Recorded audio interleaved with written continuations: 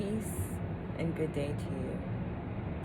As we walk into a new moon in a couple of days, I want to remind you that Saturn is really on its way out. We want to thank Saturn, Pluto, Jupiter, Mercury for coming in and whipping our asses. This message is specifically for the cardinal signs. We have endured such crazy energy for the last decade. This has been one of the lowest seasons of my life, and also one of the most abundant and gracious seasons of my life. I'm sure for other cardinal signs, they can equally say the same thing. We have been tried, tested, given the short end of the stick, have been esteemed to such high locations and vibrations and energy that we literally forgot who we were, because we were consistently giving, and seldomly taking when we needed to. And with Saturn, so last year, let's go back. Last year, around July, I had learned some information about the planet Saturn. And this is just me going off the top of the dome. I have not gone back into this topic just because I felt like it was overwhelming. But I had known from last year, July, that Saturn was going to come and shake some shit up. Because there are a lot of secret societies who thrive off of the Saturn energy, or archetype, I should say. I don't know why I wanted to say archetype, but I should have. And Saturn is a planet that comes into our orbit for a time such as this, and then goes away for another, I think, like 10 to 20 years. And for it to be this close to our planet, you have to recognize that when any celestial body comes into the Earth's orbit, it is an energy that we can all feel. It's just like you walking into a room, or somebody that you really don't know 100% about, they kind of like sometimey, and you know, like, you gotta save face, you know, that fake energy. It gives me that of Saturn. It gives me that, oh, I gotta come in here and shake shit up, but I gotta play the poker face and act like everything is cool. Like, I don't got the juice, I don't got the power, I don't got $20 trillion that's gonna cause an uproar, but Saturn do. Saturn do. Saturn does. And right now we are witnessing so many tumultuous events, so many events unfolding. I knew that 45 was the crypto president. It's no wonder why Bitcoin is soaring. You know, sometimes I feel like I should continue to sow into these concepts and ideas. I don't have the patience to watch these things play out over time, because the energy that I'm receiving, money cannot go into the spiritual realm, baby. Because the weapons that I fight are not physical. They are always spiritual. Saturn came here to shake some shit up. And we know that the Wheel of Fortune is amongst us. So all the chosen ones who live a tough life, our life is not easy. I'm in an Uber on Monday, coming back from a Veterans Day memorial, and the guy in the car he had a very thick accent, and he was from Ethiopia. And lately I've been feeling like my ancestors have been popping up places, 444, and they have been talking to me, or angels have been talking to me. And he was just expressing like how he doesn't really like living in DC. You know, he didn't enjoy living in New York City. He felt like the people were nice, but it was just really tough to make it there. And he also said that how chosen people, God's workers, and I promise I did not prompt this because on my Uber, it always says a quiet car. I don't want to talk, but they be talking. And this one I allowed it for the simple fact that he said, God's chosen are also always given difficult tasks and times. They always receive hard times because they will always reap the biggest blessings.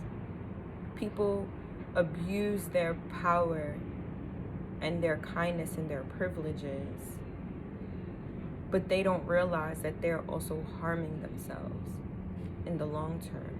So while you may have seen people puffed up with pride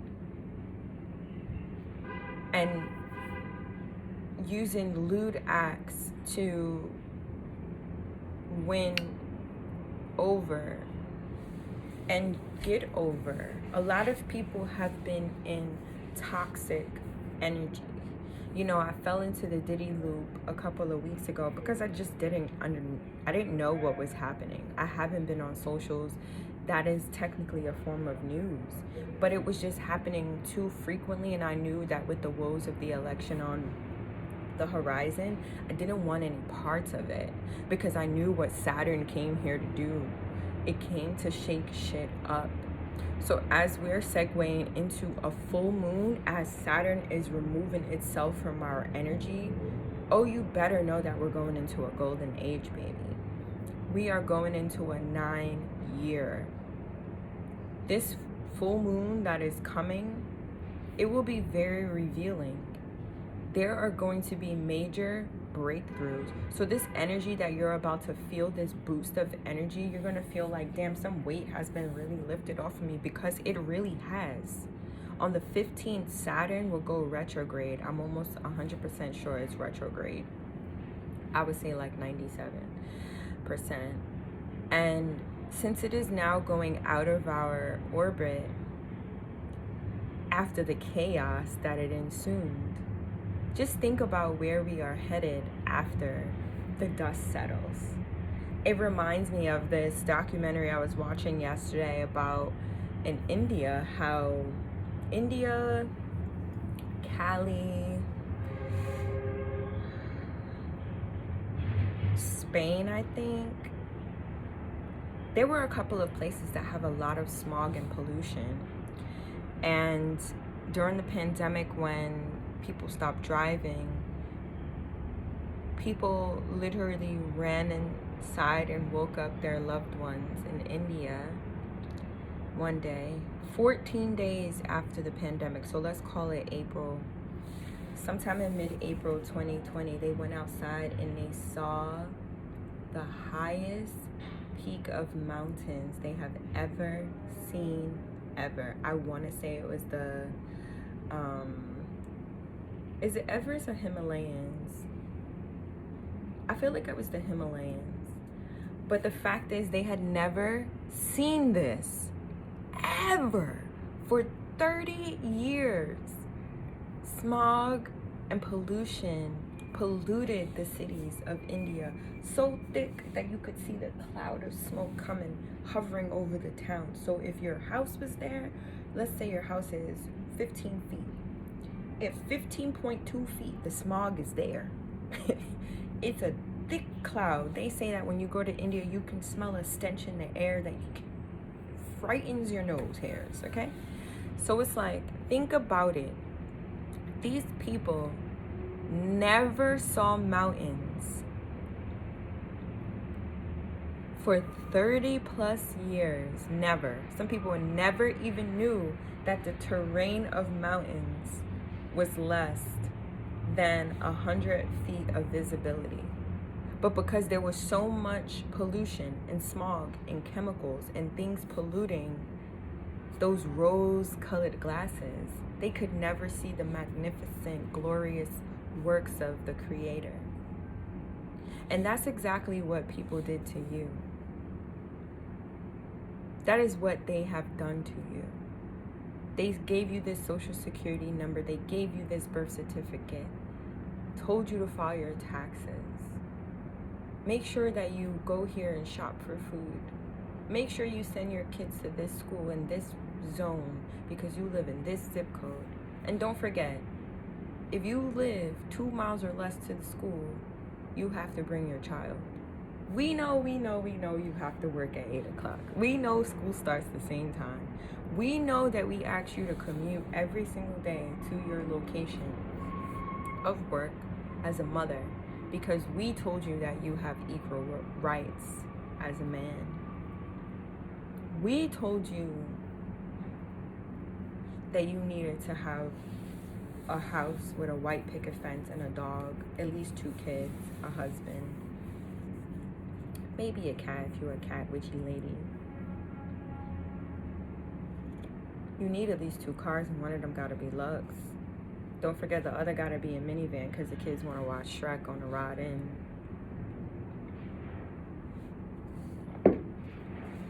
They gave you all of these things,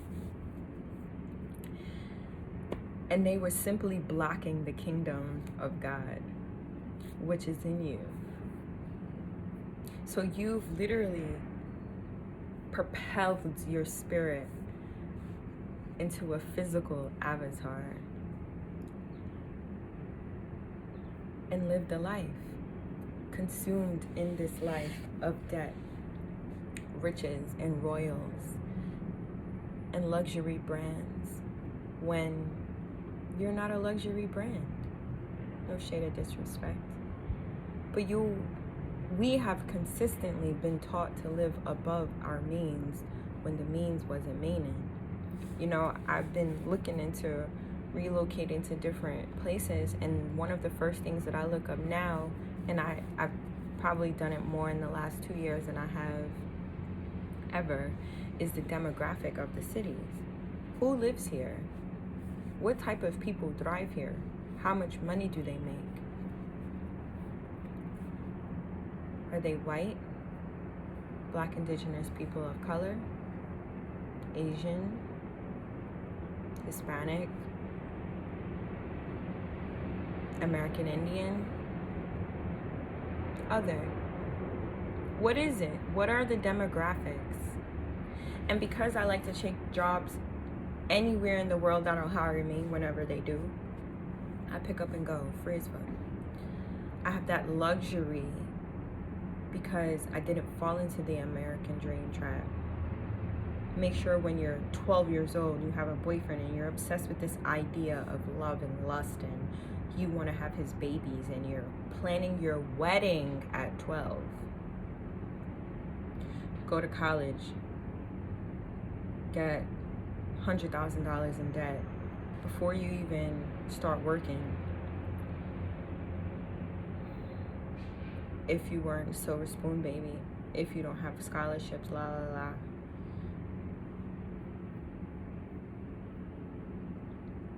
We got accustomed to these marriages, these luxury marriages. Don't get me wrong, I definitely believe you should have a nice big ass party. But there are weddings that are costing more than your annual salaries, bro. Y'all gotta relax. I'll never forget this, and I've been thinking about this heavy. I was engaged a little over 10 years ago to the first Caribbean man I had ever dated. And I had swore off Caribbean men because I had seen my mom in relationships and situationships and connections with Caribbean men, and I felt like they never valued a Black woman. And I avoided that.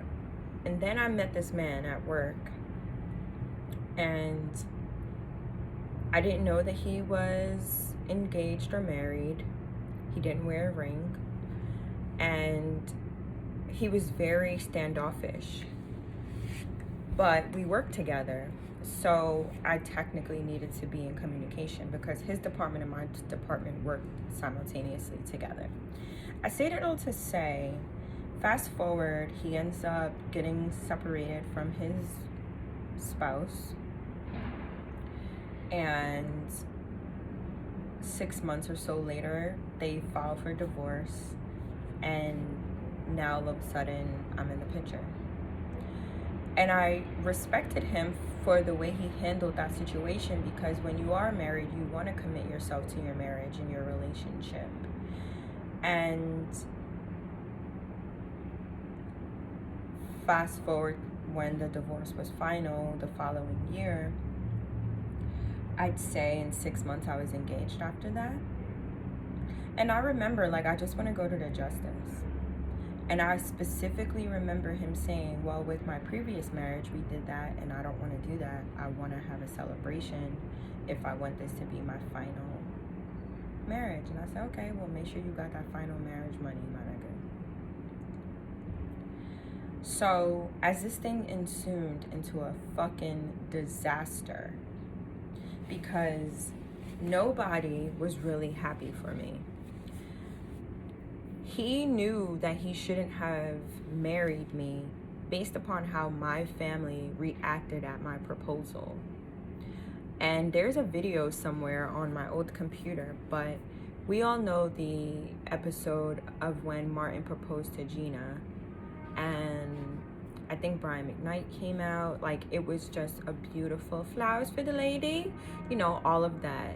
That was my proposal to that man. And it was beautiful. Bawling boo hair, tears crying.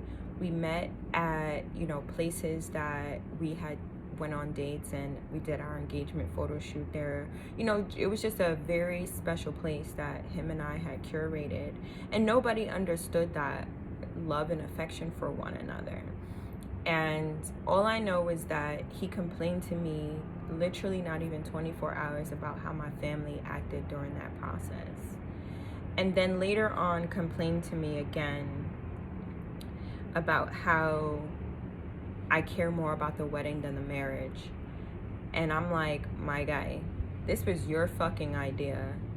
Needless to say, I ended up paying for about 66% of that wedding. And out of the proceeds that were left in our wedding account, P.S., you know, a new PlayStation was coming out at that time, and I think it was like $500. So he was like, okay, now that we're separated, I was in a business law class, and in business law, I had already been thinking about segueing out of the engagement. And in business law, the lady was like, well, if you live here in New Jersey and if you get a ring, you need to give it back by the law. And I was like, damn, this is like a 10K ring. Like, I had a band. My ring was like $7,500, and then I also had a band that was probably like equally as much. Like, my guy really hooked me up. I had a custom made ring, and I really wanted to marry him, but we went to premarital counseling not once but twice, you know, and the writing was all on the wall. We weren't meant for each other. And I truly genuinely believe by him bringing in the energy of saying, I don't want to go to the justice because of my previous marriage, I want to have a celebration. That was the turnaround of our relationship. And I was an angry bird back then. Chow, that was what he used to call me. It was bad. But he also knew things about me that I had never shared with people. And I believe it was all because of dark magic and spiritual manipulation. Thinking back to conversations, he technically was a warlock. And I didn't know that shit back then. I was deeply immersed in the church. Shout out to FFM. You know, I was deeply immersed in the church. I had never experienced these things. I'm technically an adolescent at that same time. But he basically, when I think about that relationship and think back to those moments where people will literally project things onto you just to make sure that they don't look foolish in the public. But I promise you, I will be a wife one time and one time only. I did not want to be a cheating wife. I did not want to practice divorce. So I knew that I needed to remove myself out of a situation with this Caribbean man because I just did not resonate any longer with his controlling temperament. And now that I know that he was basically saying things about my family that I was completely in the dark about, and I didn't or wouldn't say that he was a liar, but we were on the high of our engagement, and I didn't give a fuck about no family. Because one thing that happens is that when you're in a relationship with somebody, nobody should matter but God. It should only be you and that person, and that's it. And I will never have step. You understand? And you should never have step. What was the point of telling you about that relationship? The fact is this: during that time, I didn't know who I was. I know he knew who I was, but I didn't know. I had never put on the armor of God. I was in the church, but I wasn't the church. So with Saturn's return and this full moon energy that's coming around to save us, to release us, it's not only for cardinal signs, but there is going to be a natural release of weight and an aha moment. The spell is breaking. We always talk about the 400-year curse that was given to the chosen people. It is in the word. We are the chosen people. And that 400-year curse has broken in 2020. Why has the psychosis of it? Think about you're on medication for 400 years for you to lose your mind, to lose who you genuinely are, to question your abilities, to question if you are made for such a time as this. And then one day you're like, yo, I'm pulling the fucking IV out. Pull the IV out. Get angry. Be mad. Don't take it out on these people, because you still need to love your neighbor as you love yourself. But harness that energy from within and allow it to permeate throughout the world as God's chosen, because we do not get revenge. We do not get even. We let the angels, the archangels, the 7 African powers, we ask the divine to step and intercede on our behalf, because we have fought the battle long enough. I literally have bruises everywhere. My heart has enough holes. Child, I pray. I don't think no man can fill them. They could come close, but the only man that can fill them is Source God energy, the Mother Earth energy, the universal, divine, most high, powerful energy. On this new moon that is approaching, meaning the full moon, make sure that you're tapping in. Deeply prepare for famine, energetically, spiritually, physically, financially. I've always been a good saver. From 2016, I'm thankful for that. I don't like to play the credit game. I just know how to save money. And I've always been that person to put something aside. I've always been that person to know how to be a minimalist, to live off of minimal, and to know how to live off of great. The way I like to spend my money is by buying trips and going on vacations and creating memories and eating food from all around the world. People like to buy luxury items, high-end designer, cars, you know, these material things that you cannot get back. But I promise you, if you are chosen, and if you know that you were sent to this planet to raise the vibration, just know that as soon as you walk up out of that hospital bed and put on a new armor, not the bag that they give you when it's time to collect your belongings and go, you know, it's giving jail vibes. When you come out, they give you the same exact clothing. Ooh, this is a bar for somebody. Do not put on those old garbs. Make sure you are wearing the most lush, plush robe that has been ever created. It's giving big Versace energy. Ooh, get a gold one. Ooh, get a red one. Those red and gold Versace roses fire. I might have to buy one for Christmas. I don't even celebrate Christmas, so the fact that I said that, I need to buy one. And just thinking about that energy and what that luxe energy is going to look like when you see kings sitting on a throne, they in robes and crowns. You are crowned by the Most High God.